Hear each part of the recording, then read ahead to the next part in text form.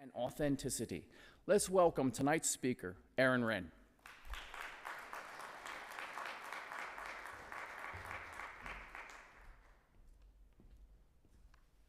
Thanks for coming out. I really appreciate it. Unlike in Europe, America never had a state church. But for most of our history, we did have a sort of softly institutionalized generic Protestantism as our default national religion. So as recently as the 1950s, for example, half of all adults attended church every Sunday. The 50s were actually the high watermark of church attendance in America. We had prayer and Bible reading in our public schools. We were adding "In God We Trust" to our money and "Under God" to the Pledge of Allegiance. Right? So it was, in that sense, a Christian-saturated society at some level. In fact, there's a famous photo. It goes viral on Twitter, social media periodically.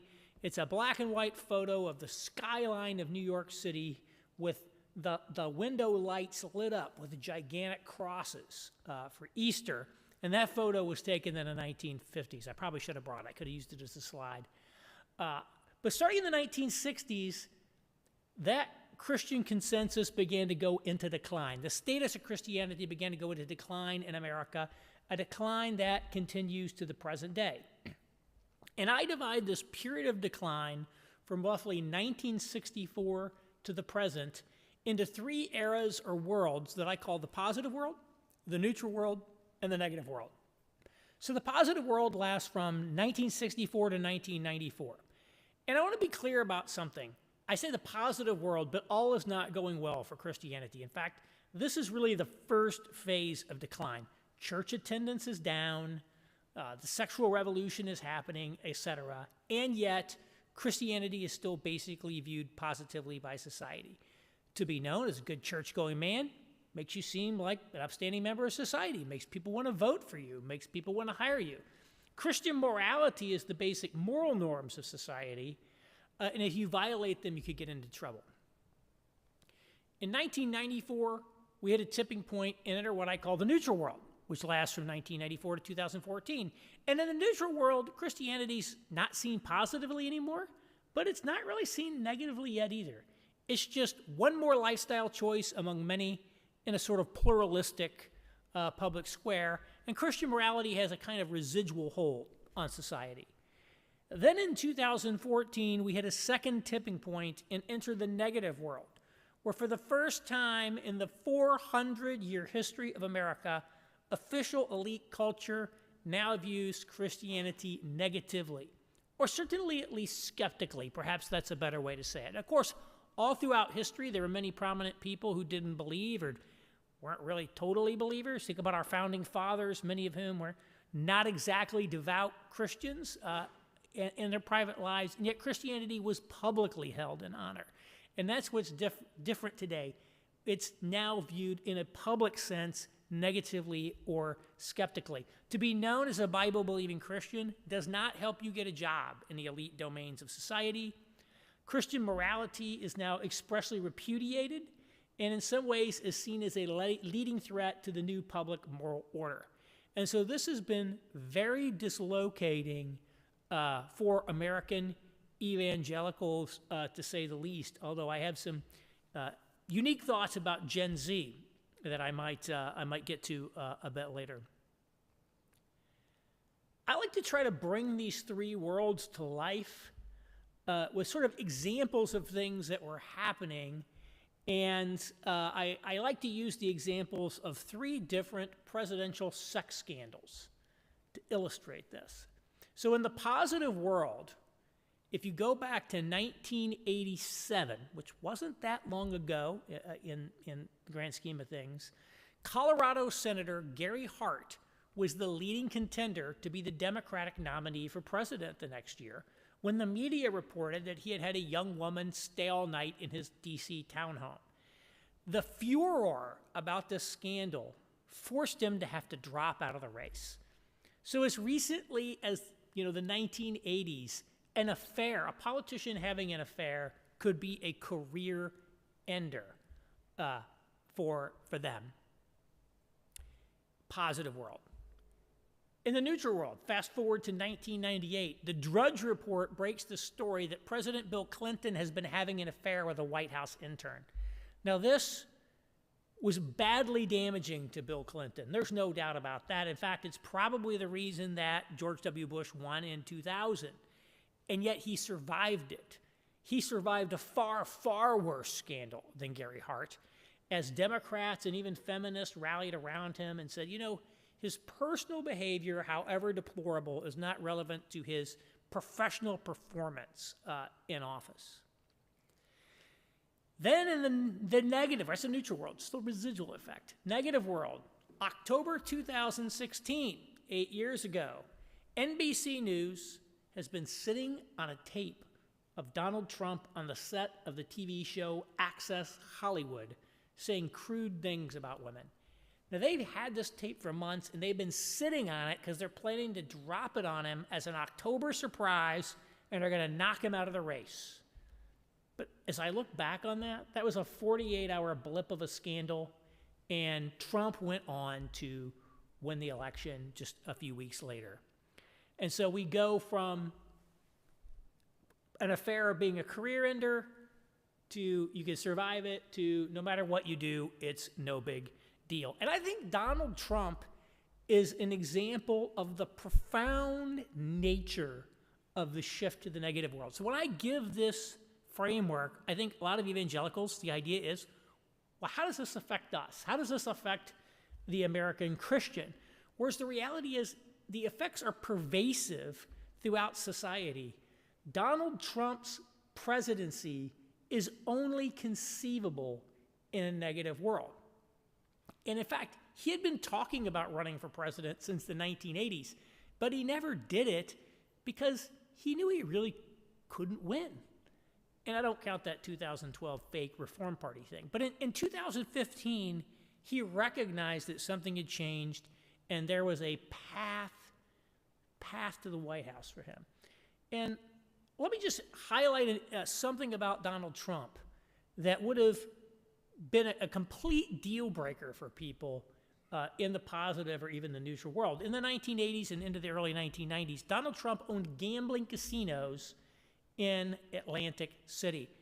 So in the 1980s, if you wanted to gamble in America, you had basically two choices. You could go to your local mob bookie and place a bet with him, or you could go to Las Vegas or Atlantic City and place a bet in a casino that was also basically mob controlled. I mean, gambling was not only illegal in essentially all of America, except Vegas and Atlantic City. And frankly, Atlantic City had just legalized it. And there were a few state lotteries, but it was considered a seedy business. It was considered mobbed up. And so the idea that you would elect someone that owned a gambling casino to be president is just inconceivable.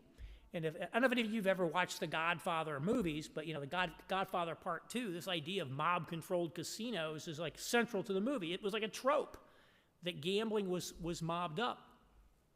Well, today, gambling is ubiquitous.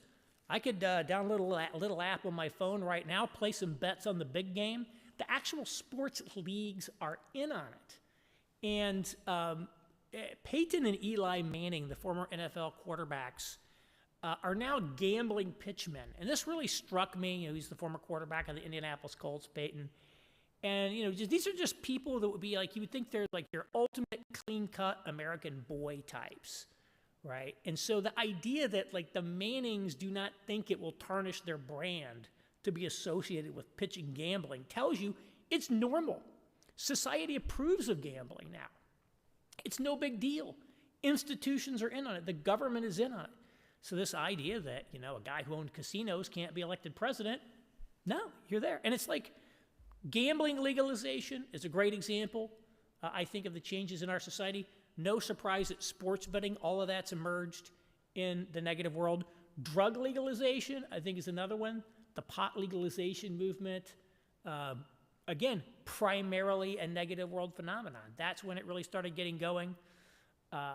Again, I think not entirely a negative world phenomenon, but certainly emerging with it has been this idea of types of financial exploitation that never would have been allowed before. So, even into the 90s, I think most states had usury laws that capped how much interest you could charge borrowers. Because the idea is we don't want predatory lenders taking advantage of desperate poor people with ultra-high rate loans. And what happened? We repealed those. Now there's a payday loan store owned by a multi-million-dollar corporation on basically every street corner in poor parts of town. Of course, it's government, the government's in on it now. And so, the mob used to be big in America, and the mob's not so big today. It's like, where did the mob go? Well, one of the reasons why we don't hear about the mob anymore is because everything the mob used to do is now legal. You don't need the mob to gamble. You don't need the mob to buy drugs. You don't need the mob loan shark to get a 3,000% loan. And, as you probably know, many people want to legalize quote-unquote sex work. We need to legalize prostitution and all of that. And, of course, that would be one more mob thing that could be gone. We've taken all these vices, and they're now mainstream, approved of in our society, and tons of people are getting in big trouble through gambling addiction, drug addiction, etc. So there's big differences. So why did I pick these dates? And I don't want you to get hung up on the dates so much. If you like different dates, pick different dates. I picked 1964 because it was right after the Kennedy assassination. And I don't think there's anything magical about the Kennedy assassination, but that does seem to be the moment when everything started to get crazy in the 1960s. It got crazy after that. 1994 is actually my most debatable one, I think. I think you could make a strong case for 1989, which is the fall of the Berlin Wall. I'll talk more about that in a minute. But I picked 94 because it was after the fall of communism. It was as sort of baby boomers were, assuming leadership in America. It was also the year of the so-called Gingrich Revolution, Newt Gingrich, when Republicans won control of the House of Representatives for the first time in like 40 years. I mean, the Democrats had controlled the House of Representatives for a long time, and I would argue that was sort of the peak of the religious right influence in America as well. And then 1994 was also the year Rudy Giuliani became mayor. It's hard to imagine, but there were 2,000 murders a year in New York City, over 2,000. In the early 1990s. In the 70s and 80s, cities were just crime-ridden, dangerous. There's so many films from that era. There's one, Escape from New York, from the early 80s, in the futuristic Manhattan's been turned into a gigantic prison. And so somebody has to escape from New York as a prison. Well, after Giuliani, crime collapsed, cities came back, people started coming back to cities, and it created this sort of urban progressive demographic that's been so influential. 2014, I think, is a little more dialed in. Obviously, it's the year before the Obergefell decision that legalized gay marriage. 2014 is also when many, even secular commentators have said was the start of the so-called Great Awakening on race. 2013 is when NYU professor Jonathan Haidt, who you may be hearing about because of his new book about social media and anxious generation, he said that's when college campuses started to get a little crazy. And obviously 2015, Donald Trump running for president, he's right in the mix. Exactly what's going on, it's a little hard to say, but clearly there was some sort of a major cultural disruption in Obama's second term. So what caused the negative world? What caused it? And people ask me that all the time, and I am not one of these where did it all go wrong kind of people. There's a lot of theories about, well, where did it all go wrong? So some people say it all went wrong with William of Ockham and nominalism in the Middle Ages. Catholics will say it all went wrong with Luther and the Reformation. Some people say the Enlightenment, that's where it all went wrong. I'm not a subscriber to those philosophies. I think they're always history is kind of a contingent outworking of many, many events. I don't think things were necessarily fated to be the way they were. But I think there were a couple milestones along the way. And the one I really do want to hit is the fall of communism. That was such an important event in the history of our country. Why were we adding "In God We Trust" to our money in the 1950s? Why were we adding "Under God" to the Pledge of Allegiance? Cold War. We are in a global, existential, full-spectrum conflict with communism and the Soviet Empire, in which communism was an avowedly atheist, system. People would talk about godless communism.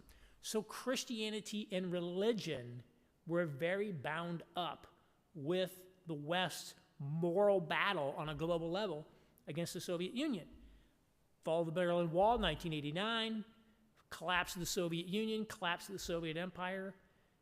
That freed America to unbundle Christianity from what it meant to be a Western liberal democratic society, which of course has happened. We could not have gotten rid of Christianity like this if we were still in the Cold War. So how did evangelicals respond to this period of decline? And I think the first thing I would say is evangelicalism is in part a product of this decline in some respects. If you think back to the 1950s, have all adults attending church, but the majority of them are attending mainline Protestant denominations. Mainline Protestantism really dominated American religious landscape.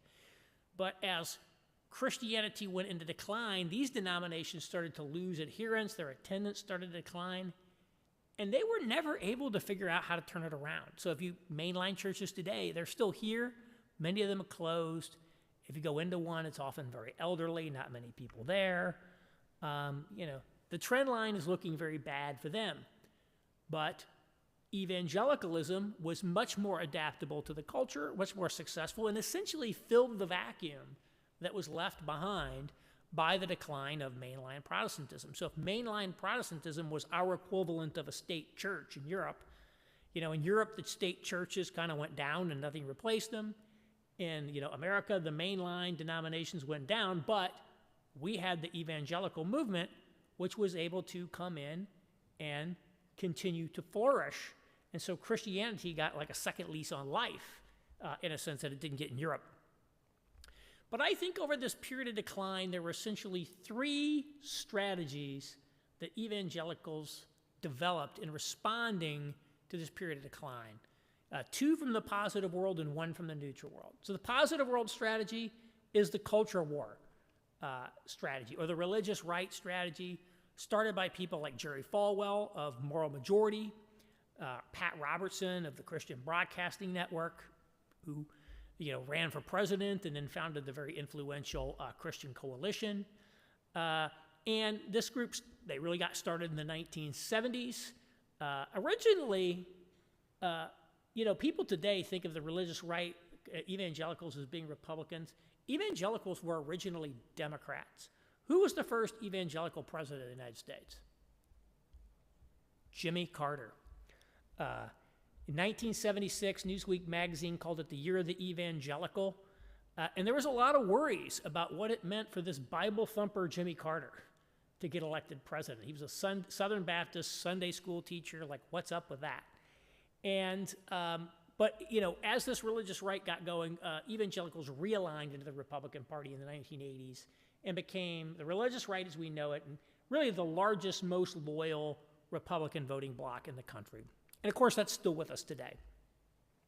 A second strategy, which also emerged in the 1970s, was the seeker sensitivity strategy, as pioneered by people like Bill Hybels of Willow Creek Church in suburban Chicago, and Rick Warren, the purpose-driven life guy of Saddleback Church in Orange County. And basically, these guys, the religious right saw that the culture was going the way they didn't like, and their response is, we're going to mobilize politically to fight back, and we're going to take back the country. The very idea of the moral majority, only possible in a positive world, where even if it weren't true even then, it was at least plausible to claim Christians spoke a majority of the country. You'd never do that today. But the seeker-sensitive took a different approach. They said, people aren't coming to church. Church attendance is down. So why don't we make a church that people will attend? So the origin story of Willow Creek is that Bill Hybels went door to door in suburban Chicago, and he'd knock on your door, and he'd say, do you go to church? And if you said yes, he said, thank you. And he walked away and went to the next door. If you said no, he'd ask you, well, why don't you go to church? And he, as he put it, I got an earful from people. And so he's like, wow, I got all the feedback, and like, we're going to create a church that people will attend. And so this became sort of the progenitor of what you might call the non-denominational suburban megachurch, that in many ways is the mainstream of evangelicalism today. Not all of them would be like purely what you would think of as seeker-sensitive or seeker-friendly, but the idea, it's informal, it's contemporary music, it's theater-style seating, topical therapeutic sermons, that sort of thing. Then in the neutral world, there was emergence of a third strategy I call cultural engagement, pioneered by people like Tim Keller of Redeemer Presbyterian Church in New York. And you can also think of the emerging church movement as kind of being a part of this as well. Also got going in the 1990s. And I think there are a couple of ways to think about cultural engagement. The first is as a seeker sensitivity for the cities. So just as Hybels and Rick Warren did great job at reaching emerging baby boomer suburbia, guys like Keller did a great job ministering to this emerging urban progressive demographic as the cities came back. So it's sort of the urban church. The other way to think of it is as the opposite of the culture war. Rather than fighting with people all the time, they're like, why don't we take advantage of this pluralistic public square and have a conversation with people? And in fact, the emerging church, if you ever read about the emerging church, a lot of people called it the emerging church conversation, because that was the idea. We're going to have a church in a bar on like a Tuesday night or something. We're going to bring all these different people together. Not all of them are believers. They might have different ideas about sexuality, but we're all just going to share our stories. And it kind of got going, in that era. I called these strategies because I come from a consulting background, and that's how I think about it. But I think there were these weren't just different strategies. These were actually different groups of people. So you can think, for example, of the culture war people as being sort of rural Christianity, seeker sensitivity as being suburban Christianity, and the cultural engagers being urban Christianity. So they kind of represent geographic basis. The culture war people were very fundamentalist. A lot of them came from fundamentalist backgrounds. Jerry Falwell was an actual fundamentalist. That wasn't just an insult. Somebody called him that. He was literally from a fundamentalist kind of background. I think the seeker sensitives and the cultural engagers, they were more, call it neo-evangelical. They were interested in reaching the mainstream. And then there are sort of socioeconomic class differences as well. Cultural engagers, their leaders tended to be quite educated. I think Pat Robertson's dad was a senator or something like that. He may have actually gone to Yale at least at one point. Don't quote me on that. Look it up on Wikipedia. But the followers tended to not have college degrees, whereas the cultural engagement people are very highly educated, much more upper middle class. So if we had these strategies that emerged in the positive world and the neutral world, what strategies do we have for the negative world? And the reality is that we have not had strategies for the negative world. The one strategy that was put forth for the negative world was from Rod Dreher in his book, The Benedict Option, which came out in 2017.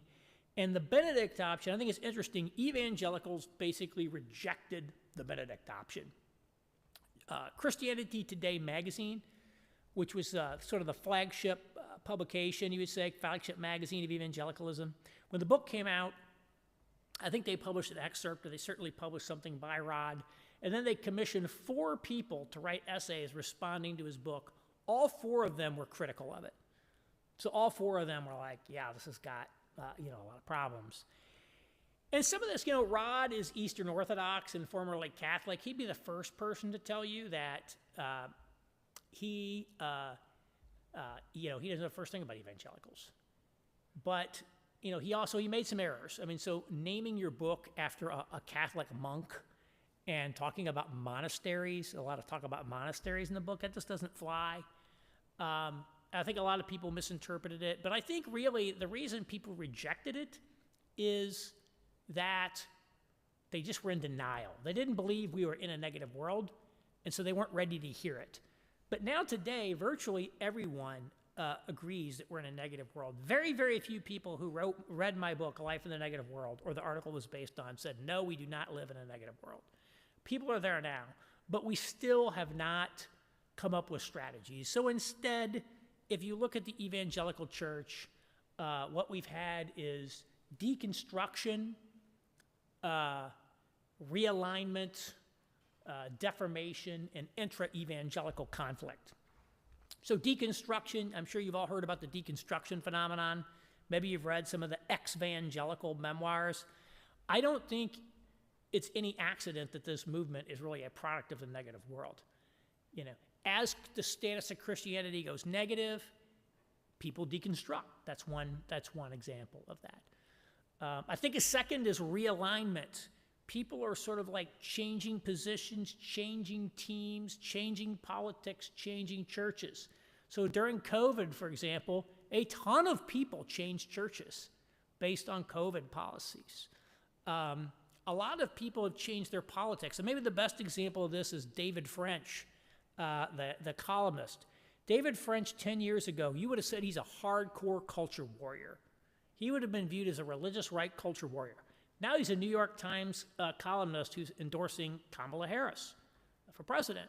So he's definitely changed a lot. He's not the only one. He's just a very prominent one many people have heard of before. Realignment. And then there is what I call deformation, as these people have doubled down on their sort of pre-existing strategies, the net result of which is those strategies coming under the pressure of the negative world have started to deform. So for example,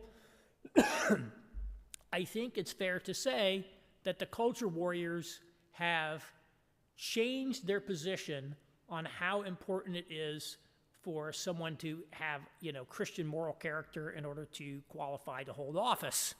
There's definitely a huge difference between how they treated Bill Clinton in 1998 and how they treated Donald Trump today. Big difference. The cultural engagers, they've also shifted. All of these groups have been experiencing some degree of that. I think the net result has been, again, intra-evangelical conflict, largely driven by debates about Donald Trump, whether you like Trump or hate him, around kind of, you can think of it as wokeness on race. What are your thoughts on racial justice? Do you support this movement? Do you oppose it? And then COVID was kind of a third thing, although kind of COVID is a bit dissipated. But these kind of flashpoint, fracture point issues led people to, essentially it's like, now a very public fight that's playing out in the media as different groups of people, attack each other in the media. And so I think part of that is a result, in my view, of failures to develop new strategies for the negative world.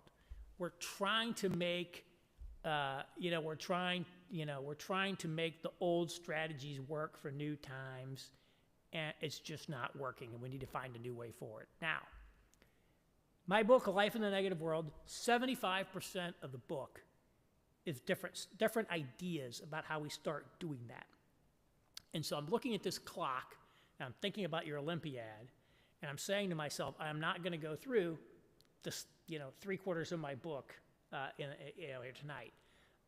But my guess is that your library has a copy of it, and they should get a copy of it if they don't. So you can actually read it, read the Benedict option.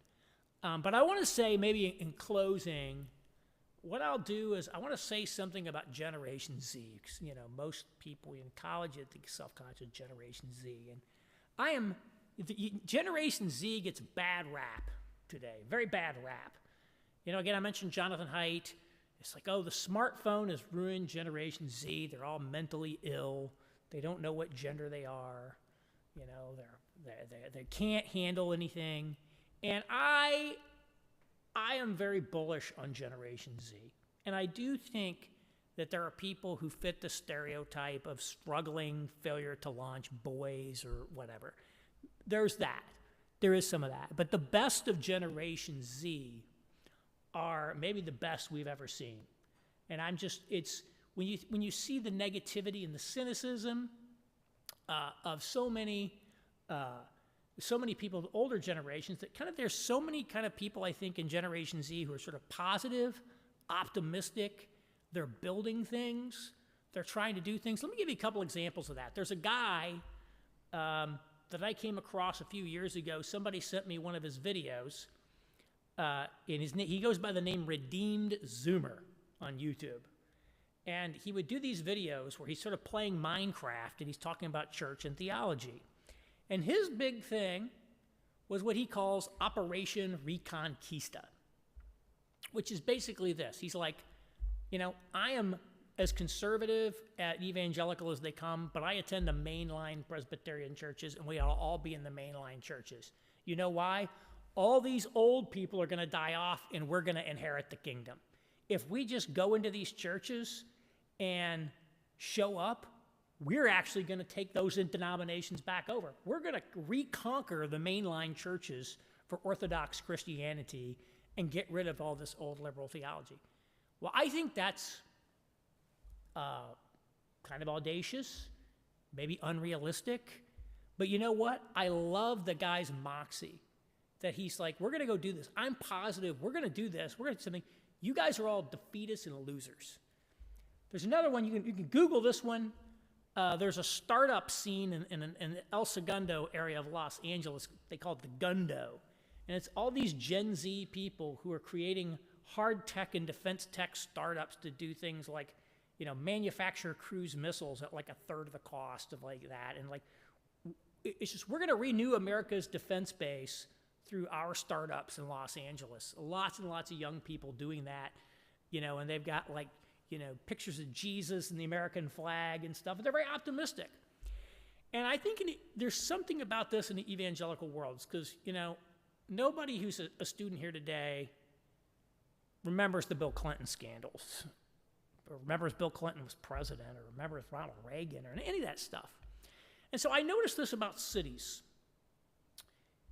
Boomers and Generation X people from places like Fort Wayne or Indianapolis or Cleveland or any of these cities, they grew up and their formative experiences were the decline of the city. The steel mill closed, the car plant closed, the department store where my mom used to take me for tea, closed. The old neighborhood is destroyed.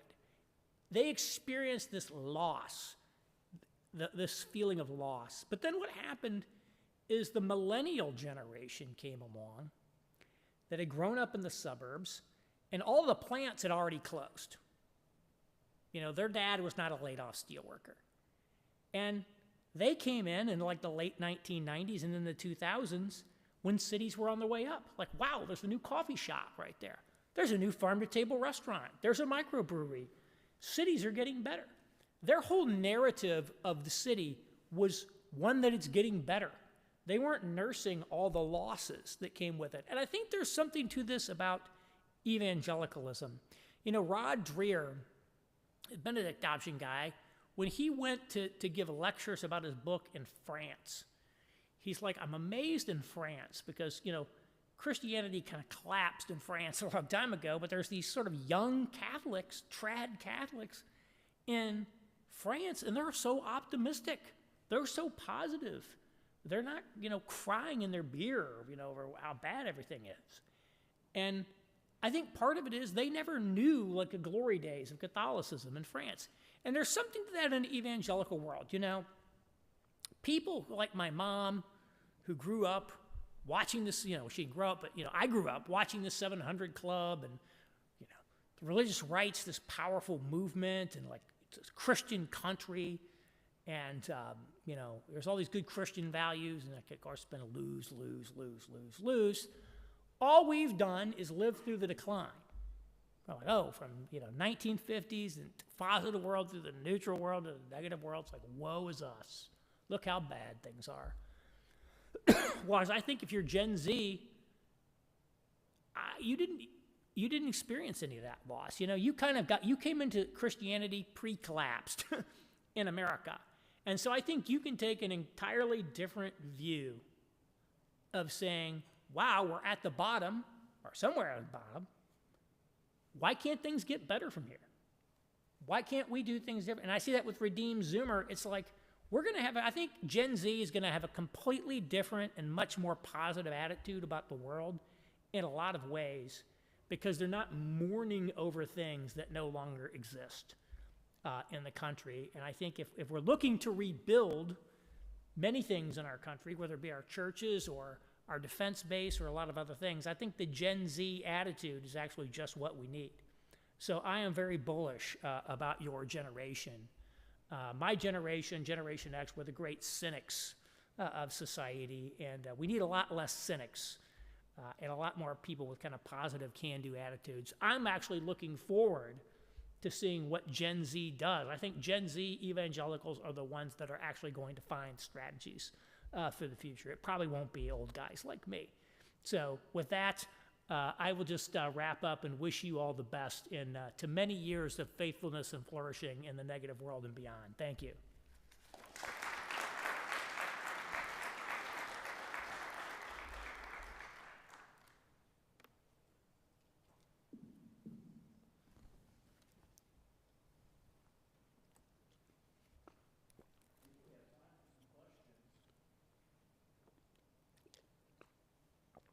I don't think that's on.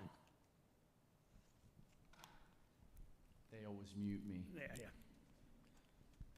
I'm curious right here about, in terms of solving these issues, I haven't read your book yet, so perhaps you address this, but with how segmented we've become because of technology, it's probably much more difficult to have a unifying call to action in the negative world.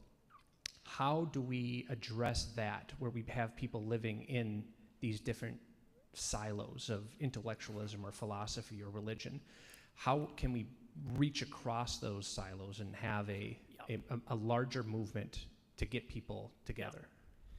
So really for a period of time, it really started with the emergence of Hollywood and the radio, but came into its own in sort of post-World War II America is what I call the mass culture America, where everybody's watching the same TV shows on this.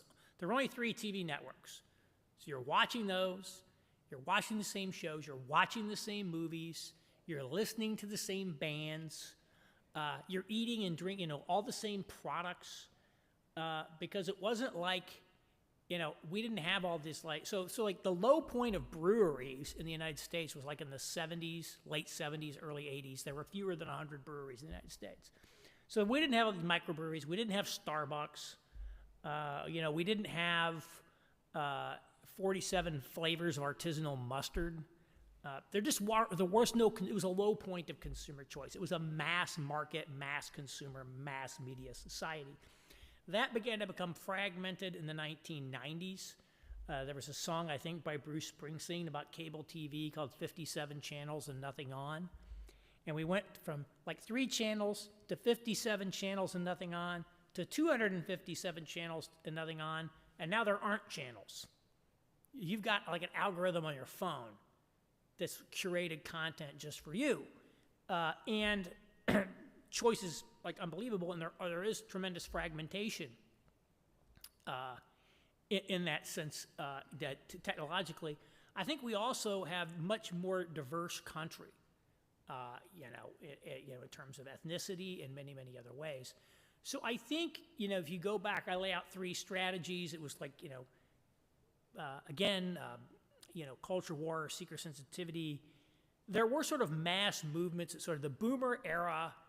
Kind of Christianity did have like a number of kind of mass movements. The boomers are really a mass market, mass media generation. As we go into this new landscape, and I do say this in the book, there aren't just going to be 1 or 2 strategies. There's going to be a plurality and a multiplicity of strategies, and it's just going to be a completely different world. It's not. So I kind of argue that we need to have a more experimental kind of exploration mindset, we're not going to have a Bill Hybels mindset where the solution is to go do some market research. We'll put together a business plan. I'll do my market research to find out why people aren't going to church. I'll do a competitor analysis of my, mainline competition, and then I'll design my product to segment the market and get these people. I don't think we're going to be able to ask people why they don't go to church and get a cogent answer that's going to help us design something that they will come here to. So I do think we're going to have a multiplicity of strategies. I think it's going to be more exploration-oriented. And again, I think it's going to be much more demographically diverse. So New York City probably has 1.4, I used to live in New York City, 1.4 to 1.6 million evangelicals in New York City. Wow, how is that possible? They're almost all immigrant communities in the boroughs. And it's incredible. There's a great site, A Journey Through New York City Religions, nycreligion.org. My friend Tony Carnes, who's a journalist and a sociologist, he runs it. And he calls New York America's first post-secular city. And, this person was doing a research project for a seminary class. I was out in Brooklyn, Sunset Park, just walking down the street on a Sunday morning, looking at a church, just like, oh, here's a church, let's go in here and see what's going on. It was packed. It was 100% Indian. And most of us, we don't even know these churches exist, and there are a lot of people there. And I think that the stereotype of sort of evangelical Christianity is primarily a white movement, or just even there's a standard model that's used in social science survey research to determine what religion you belong to. And so if people say 80% of evangelicals voted for Donald Trump, they're using some variation of this model to determine who is an evangelical. And that model is called RELTRAD. I think it's for religious tradition. And basically, it's an elaborate system of codings. But if you are a Protestant, you fall into one of three buckets. You're either a mainline Protestant, you're from the Black Protestant tradition, or you are an evangelical. And it's not based on your race. So if you're a Black person who attends an evangelical denomination like the Southern Baptist Convention, you're going to be classified as evangelical. But I think that's a very, so I think everybody's kind of basic assumption, those kind of, evangelicals are sort of like white people who aren't Episcopalians and Presbyterians and Lutherans and that kind of stuff. Whereas in fact today, it's, could easily be, a Salvadoran immigrant, or something like that. And so I think the landscape is going to look a lot different, I think, in the future, in terms of that. So they're not all going to look the same, that's for sure. I have a question. Yeah. Something shockingly ironical about the collapse or the decline in Christianity being simultaneous with the collapse of communism. Do you think that this is something to do with a phenomenon in human nature that has to do with when we have a common enemy, we band together and fight together as a unit, but when we lose our enemy, this somehow disintegrates? Yeah, I think there's something to that. But again, I also think, I really hone in. My model, I think, is a pretty good model. It's really resonated with people. But I really honed in on the last 60 years of American history. You can pan open the aperture a little bit and look at a longer term time frame.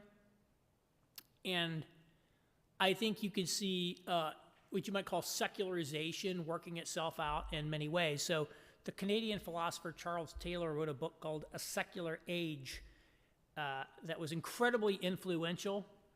It's 900 and something pages long, so I would caution you about that unless you want to pick it up. But he tells a sort of 500 plus year story of what's been going on. And so I do think, the common enemy, I don't think it was all being held together by a common enemy, but I certainly think that was part of it. I think probably Christianity had, we were still already, even by the time sort of, we were already living on fumes probably in the 1950s, the truth be told. But something like a common enemy probably did hold it together, I think. That's why we always that's why they always create enemies. There's these famous, psychology studies where they take people and they divide them into two. None of them know each other, but they divide them onto two competitive teams, and then they start hating each other, and they start demonizing the other group and all that stuff. It's just it's like the nature. There's sort of positive things that bind us together, sort of positive things that we have in common, and then there's sort of the negative things that we have in common, a common enemy. We have things to define ourselves against. So yeah.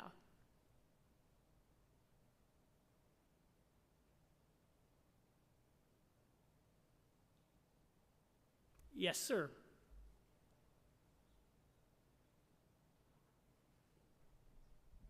I guess going off of that some, so in the last 10 years, we've seen a lot more unrest internationally, the rise of China as a pure competitor to America, what's going on in Ukraine, possibly with Taiwan in the future. So we're moving out of that era of, Pax Americana, so do we see a new common enemy rising in that? And maybe have you seen any indication, like in Europe, which is much more close to what's happening with Ukraine, that Christianity is responding in a positive way to that in Europe? Christianity is responding in a positive way to what? Ukraine? Conflict in Europe as a common enemy. Yeah, I think that's a great point. And it's hard to talk about this without getting into politics, which there are three topics. I read several newspapers, and I read a ton of news, but there are three topics I try not to read any articles about. One is Ukraine, two is Gaza, and three is the election. And that's over half of the newspaper on most days. It makes it easier to do that. I definitely think people want to make Russia an enemy, China an enemy, but let me throw out one here to consider. Maybe we're the enemy. And if you think back to the global war on terror, the idea was it was radical Islam is the enemy, and we're going to go fight fight Al-Qaeda in Afghanistan, and there's all these claims about Iraq that weren't true, but, we invaded them and we did all that stuff, and it's radical Islam. Well, I think if you look at the function of a term in the press like Christian nationalism, it serves primarily as a label to brand evangelical Christians as the new radical Islam, as the domestic equivalent of the enemy of the state or the enemy of the system. And so, and I'm far from the only one who said this. There's actually a lot of good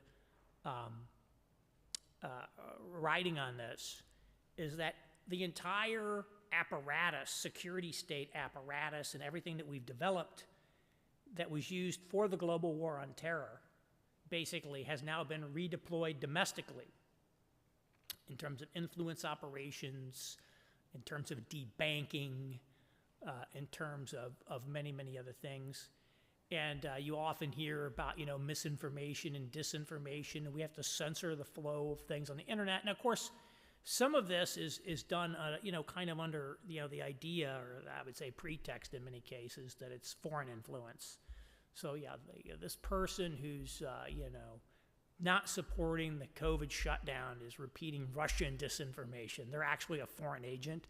So there is a sense that it wants to be labeled foreign. But I think much more today, our system views the enemy as being inside the country. And I think we might have to face the fact, again, this is part of the negative world. We have always thought of ourselves as representing the mainstream. And, I think one reason Catholics have done a little better than evangelicals in some ways is because Catholics had the experience of being on the outs in America. Prior to World War II, America was an anti-Catholic country. I mean, it was considered a controversy that John F. Kennedy, was Catholic guy might get elected president. Joe Biden is only the second Catholic president in U.S. history. And so they've got this idea of understanding if we want to be faithful Catholics in a deeply Protestant country, we have to have an infrastructure for that. I think we have been so accustomed to representing the mainstream and being part of the mainstream that it's very difficult for us to psychologically conceive of ourselves as on the outs. But I think that's somewhat the case. And if you see it, and anytime you hear the term Christian nationalism, I think in the media, you should see that as like branded as the enemy within, regardless of what you actually believe about anything.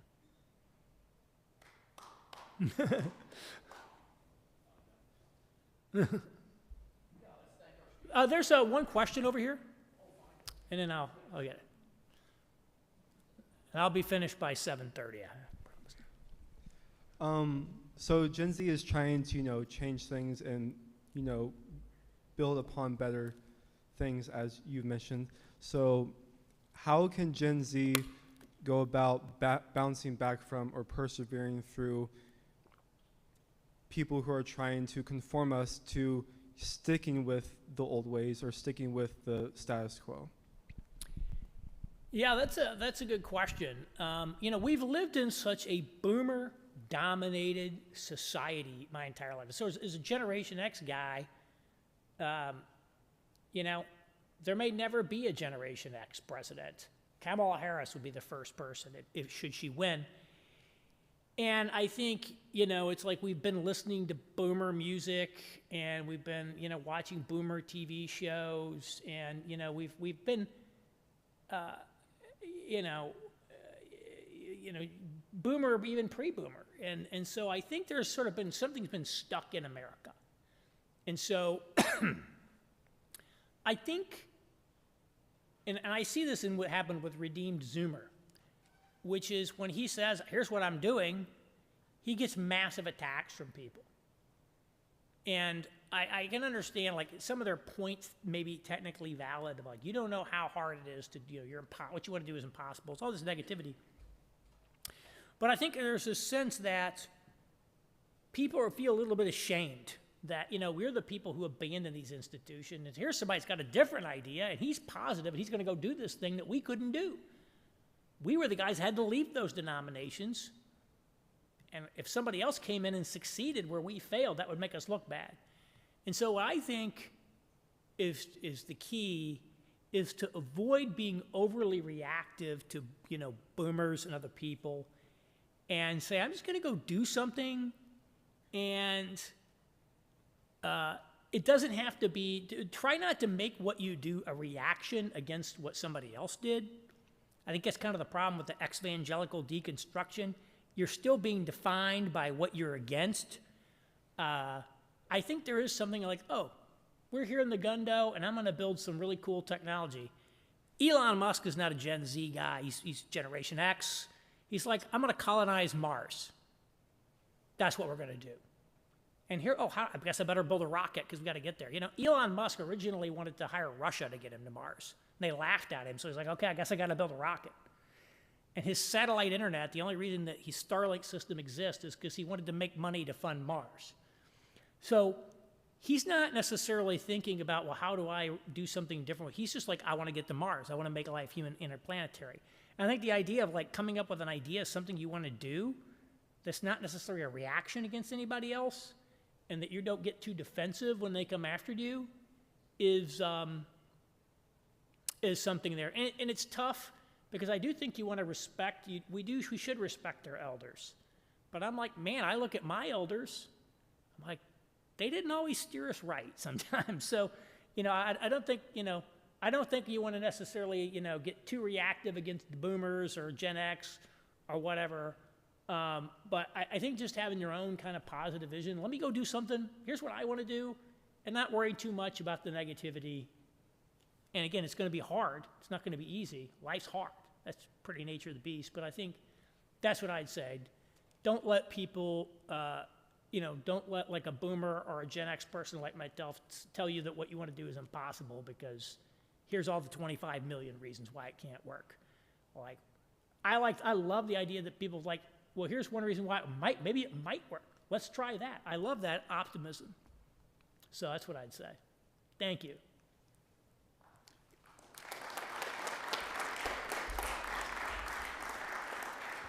So students, these screens are retracted, but I have a paper copy of the QR code. Let's try it. I'll hold it up.